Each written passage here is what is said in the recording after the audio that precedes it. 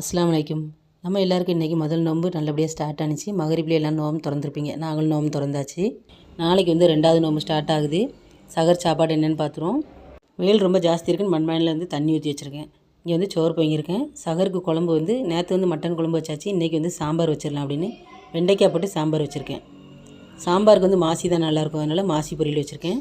மாசி எப்படி பொரித்தேன் அப்படின்னா, கடாயில் கொஞ்சமாக எண்ணெய் ஊற்றிட்டேன். நிறைய வெங்காயம், கொஞ்சமாக தக்காளி, பச்சை மிளகா, கருவேப்பிலை எல்லாம் சேர்ந்து நல்லா வதங்கினதுக்கப்புறமா உப்பு, மிளகாய்த்தூள், மஞ்சத்தூள், அதுக்கப்புறம் மாசித்தூள் போடணும். அப்புறம் தேங்காய் துருவி போட்டுற வேண்டியதான், அவ்வளோதான்.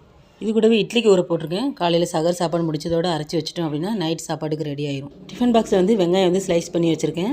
பிள்ளைங்களுக்கு மாசி பிடிக்காது, அதனால் சகரில் அவங்களுக்கு முட்டை பொரிச்சு கொடுத்துடலாம் அப்படின்னு அதையும் இப்போமே ரெடி பண்ணி வச்சுருக்கேன். இனி இந்த வெங்காயத்தோட முட்டை, மிளகுத்தூள், சீரகத்தூள், உப்பு எல்லாம் சேர்த்துட்டு ஆளுக்கு ஒன்றா பொரிச்சு கொடுத்துட வேண்டியதான்.